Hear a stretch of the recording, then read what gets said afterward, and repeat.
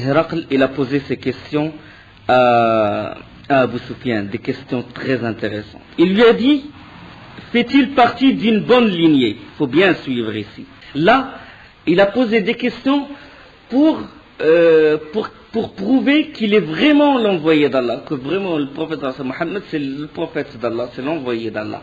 Il a posé la première question. Ahuwa fikum dhu nasab. Est-ce qu'il fait partie d'une bonne lignée? Abu Sufyan l'a dit oui. Il a dit, parmi vous, y a-t-il quelqu'un avant lui qui a prétendu pareil que ce qu'il a prétendu? Y avait-il quelqu'un qui a dit, je suis prophète? Il a dit non. Il a dit, l'un de ses pères était-il roi? Il a dit non. Abu Sufyan a répondu non. Il a dit, est-ce que c'est les notables, les riches qui le suivent, ou c'est les faibles? Il a dit, les faibles qui le suivent. Il a dit, leur nombre augmente ou diminue? Abu Sufyan a répondu, mécréant, Abu Sufyan. Il a dit, leur nombre augmente. Il a dit, l'avez-vous accusé de menteur avant qu'il ne dise ce qu'il a dit? Il a dit non. Il a dit, est-ce qu'il trahit? Il a dit non. Pour l'instant, il y a une trêve entre nous, durant laquelle nous ne savons pas ce qu'il compte faire. Et Abu Sufyan, il a dit, la seule chose que j'ai pu insinuer, j'ai pu rentrer pour le mettre en doute, c'était cette phrase-là. Il a dit, non, maintenant, nous avons une trêve, il y a une trêve entre nous deux, et je ne sais pas s'il va nous trahir ou non. C'est la seule chose qui a pu rentrer dans ses réponses. Il a dit, l'avez-vous combattu? Héraclius a dit, l'avez-vous combattu? Il a dit oui. Il a dit, comment est le combat entre vous? Il a dit, des fois c'est nous qui ont le dessus, et des fois c'est lui. Chacun son tour. Il a dit, qu'est-ce qu'il vous recommande? Subhanallah, des questions d'un vrai connaisseur.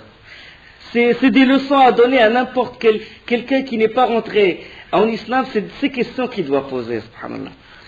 Qu'est-ce qu'il vous recommande? Abu Sufyan l'a dit, il nous recommande d'adorer Allah sans rien lui associer, d'abandonner ce que disaient nos parents, de faire la salat, d'être sincère, chaste et respecter les liens de sang.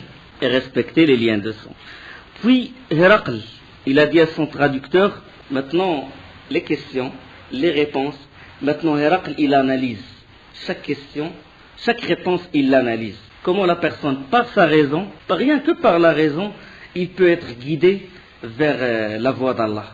Rien que par la raison. Il a dit à son traducteur, le traducteur il traduit, il a dit, je t'ai interrogé sur son lignage, et tu m'as assuré qu'il est pur, et des meilleurs parmi vous. De même, les prophètes, ils sont purs et ils sont d'une bonne lignée. C'est-à-dire ils font partie de bonnes lignées. Tu ne trouves pas un prophète qui n'a pas de père, il est d'une bonne lignée. Il a dit de même les prophètes sont de meilleure lignée dans leur peuple. La lignée du prophète sallam, il va jusqu'où Bani Hashim, Bani Abdi Manaf, jusqu'à Qusay ibn Kilab, et il remonte jusqu'à Ismaïl alayhi salam, jusqu'à Ibrahim alayhi salam. Il a dit, je t'ai demandé s'il y avait eu dans sa parenté quelqu'un qui aimait des prétentions semblables aux siennes. Et tu m'as affirmé que non. Il a dit, je me suis dit que si quelqu'un l'avait dit avant lui, peut-être que lui l'a pris comme modèle et a suivi son exemple. Si quelqu'un avant lui a dit qu'il a prétendu être prophète, peut-être que lui, il veut l'imiter, il veut prendre son exemple. Il a dit, je t'ai demandé si l'un de ses parents était roi, et tu as répondu par la négative. Si c'était le contraire, on dirait qu'il réclamait le trône de son père. On l'a dépossédé du trône de son père, il le réclamait. Il a dit, je t'ai demandé si vous l'aviez accusé de menteur avant qu'il ne dise ce qu'il a dit. Et tu as répondu non. Il a dit, je sais que c'est impossible, qu'il se garde de mentir, il se garde de vous mentir à vous, et qu'il va mentir sur Allah, subhanallah. Raisonnement logique. Il n'a pas menti à vous, être humain, il va dire, moi je reçois la révélation, Allah il me dit Allah, il ment sur Allah. C'est un raisonnement logique. Il a dit, je t'ai demandé si c'est les riches et les notables qui le suivent, ou c'est les pauvres. Tu m'as répondu que c'est les pauvres, les faibles. Et je sais que ce sont les faibles qui suivent les premiers, les prophètes. Comme le peuple de Noé, ils ont dit, on va te suivre alors que ce ne sont que les faibles qui t'ont suivi.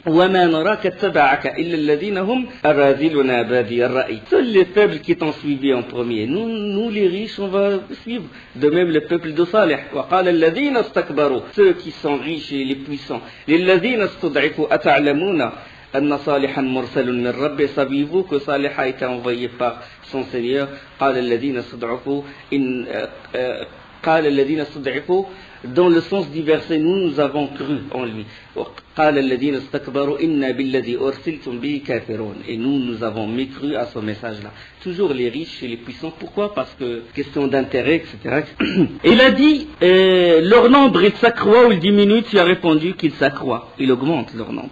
Il a dit de même l'affaire de la foi, l'affaire de l'iman, il s'accroît davantage. Et il a dit, quelqu'un a-t-il changé de religion ou a-t-il s'est détourné de cette religion après l'avoir embrassée par mépris à cette religion? Il a dit non. Il a dit de même quand la douceur de la foi se mêle au cœur. Et il a dit, je t'ai demandé si vous l'aviez combattu. Je t'ai demandé si vous l'aviez combattu. Tu as répondu que oui. De même, les prophètes sont éprouvés. Ils sont séquestrés, sont éprouvés, ils doivent combattre, ils doivent lutter pour passer leur message. Et il a dit aussi, je t'ai demandé s'il trahit, et tu as répondu que non, et il n'appartient pas à un prophète de trahir. Il a dit, si ce que tu dis est vrai, c'est un prophète. Je savais qu'il va sortir, parce que l'époque, elle annonce la venue d'un prophète. L'ignorance, les innovations, etc. Il a dit, je n'ai jamais cru qu'il fait partie de vous. Il a dit, j'aimerais bien le rencontrer, mais si je souhaite le rencontrer, il a dit ça parce qu'il y a beaucoup d'obstacles. Le fait qu'il soit le César, Caesar, roi des Romains, il se peut qu'il le tue. Il a eu peur. Il a dit, je souhaite le voir. Il a dit, si j'étais chez lui, je lui laverais ses pieds. Ça c'est Caesar qui dit ça, Héraclius qui dit ça. Et il a dit, son royaume, il atteindra là où j'oppose mes pieds. Il s'étendra et il couvrira l'empire byzantin, l'empire de César, l'empire de Héraclius. Héraclius avait compris la vérité, mais le pouvoir et la peur de son peuple l'ont retenu.